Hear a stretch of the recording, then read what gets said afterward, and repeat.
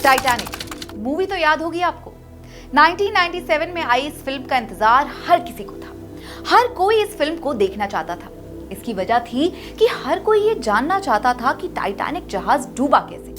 इस मूवी में टाइटैनिक के समुद्र में उतरने से लेकर पानी में डूबने तक की एक एक रियल इवेंट्स को दिखाया गया है। इसमें केट विंसलेट और लियोनार्डो डिकैप्रियो ने बड़ी ही खूबसूरती से जैक और रोज का किरदार निभाया है, जो दो अलग अलग सोशल क्लासेस से आते हैं, शिप पर ही मिलते हैं, फिर होता है प्यार, पर अफसोस उनका प्यार पूरा ना हो सका क्योंकि टाइटैनिक जहाज अपने डेस्टिनेशन पर पहुंचने से पहले ही एक आइसबर्ग से टकराकर डूब गया, जिसमें लगभग 1500 लोगों की मौत हो गई। अब जो बचा था वो था उसका मलबा, जो अटलांटिक महासागर के बॉटम में आज तक मौजूद है। दोस्तों, जहाज तो डूब गया, पर उसकी एक अंडर वाटर तस्वीर ऐसी है जिसे देखते ही टाइटैनिक के मलबे को आप तुरंत पहचान सकते हैं। वो है ये जहाज का अगला हिस्सा। ये हिस्सा वही है जो अटलांटिक महासागर की गहराई में भी अंधेरे से बाहर निकलता हुआ दिखाई देता था। अगर आपने टाइटैनिक मूवी देखी है तो उसका सबसे आइकॉनिक सीन भी याद होगा। And no, I am not talking about the carrot scene, but the other iconic scene which was this. इस सीन में जैक यानी कि लियोनार्डो डिकैप्रियो और रोज यानी कि केट विंसलेट रेलिंग पर खड़े होकर एक पोज देते हैं, जो बाद में पूरे दुनिया भर में one of the most iconic scenes बन गया। दोस्तों, टाइटैनिक उस समय का दुनिया का सबसे बड़ा स्टीम बेस्ड पैसेंजर शिप था।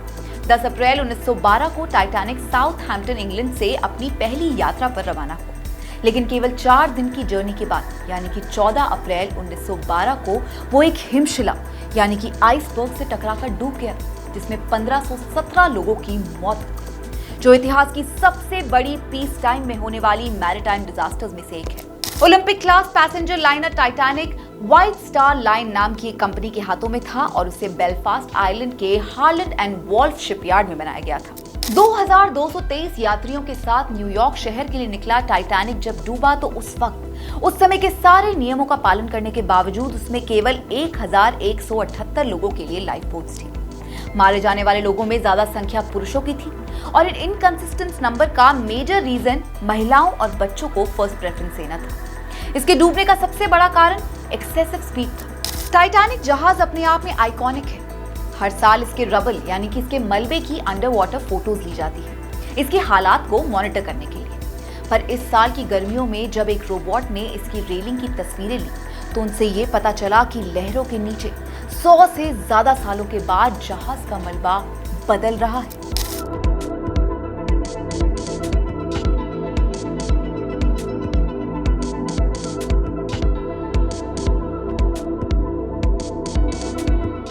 जब ये जानकारी सामने आई तो इस पर एक प्राइवेट कंपनी ने रोबोटिक व्हीकल्स की मदद से एक खोज अभियान चालू किया, जिसमें पाया गया कि जहाज की रेलिंग का बड़ा हिस्सा अब नष्ट हो चुका है।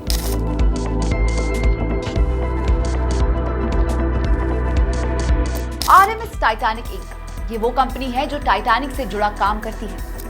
सन 1994 में आरएमएस टाइटैनिक इंक को टाइटैनिक के मलबे से जुड़े कामों के लिए अधिकार दिए गए थे by the federal court of USA, और तब से लेकर अब तक ये लगभग 8 सर्च एंड रिकवरी ऑपरेशंस चला चुके हैं। आरएमएस टाइटैनिक के डायरेक्टर थॉमसिना रे ने कहा कि टाइटैनिक का झुका हुआ हिस्सा बहुत फेमस और पॉपुलर है।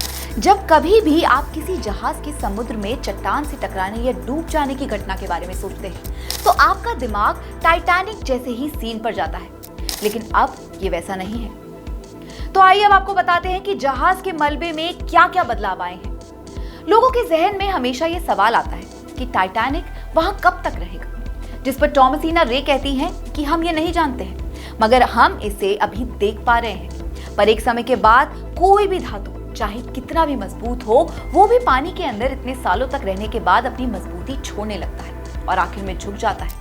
और वही हुआ है टाइटैनिक जहाज की इस रेलिंग के साथ। तो हो सकता है अगले कुछ सालों में वहां कुछ भी ना बचे और ये तस्वीरें ही रह जाए टाइटैनिक की याद बनकर। इनकी टीम का मानना है कि रेलिंग का वो हिस्सा जो लगभग 4.5 मीटर्स यानी कि 14.7 फीट लंबा है, पिछले 2 सालों में ही गिरा है। एक्चुअली साल 2022 में भी मैजेलन नाम की एक डीप सी डाइविंग कंपनी ने एक documentary production house Atlantic production के साथ एक कैंपेन शुरू किया। ये जो तस्वीरें हम आपको दिखा रहे हैं ये उसी कैंपेन की है, जिसमें आप साफ देख सकते हैं कि किस तरह ये रेलिंग्स पहले आपस में जुड़ी हुई थी, पर अब ओवर द इयर्स झुकते झुकते टूट गई हैं और बाकियों के भी झुकने की शुरुआत हो चुकी है।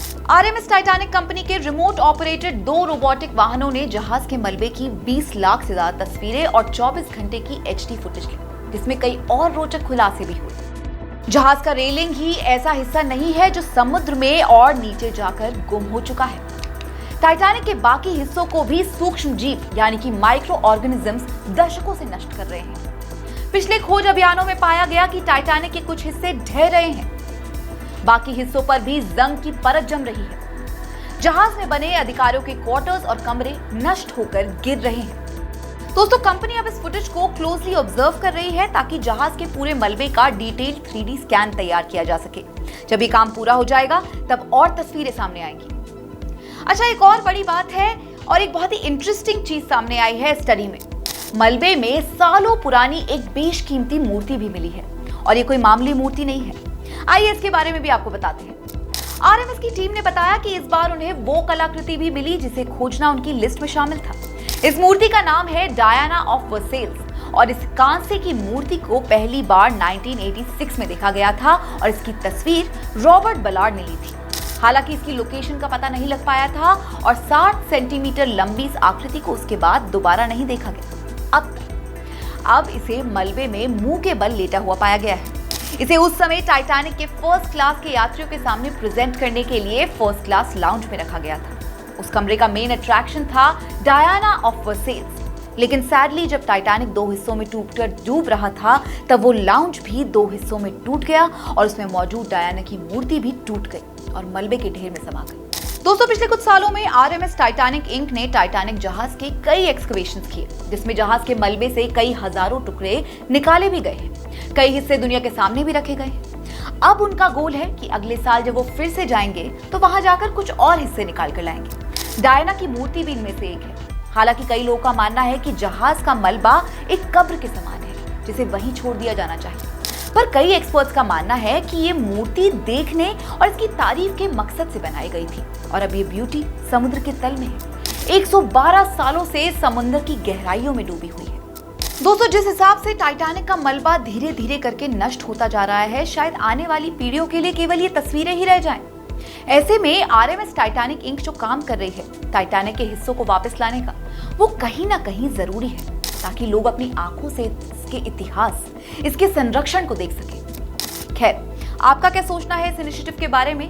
क्या टाइटैनिक को एक कब्र की तरह अकेला छोड़ देना चाहिए या उससे जुड़े इतिहास, उससे जुड़े रोमांस और उसकी खूबसूरती को संजो कर रखना चाहिए? हमसे शेयर जरूर कीजिएगा। नमस्कार। श्रेष्ठ उत्तराखंड पर खबरों से जुड़े रहने के लिए चैनल को सब्सक्राइब और लाइक करें, बेल आइकन दबाएं और देखते रहें श्रेष्ठ उत्तराखंड।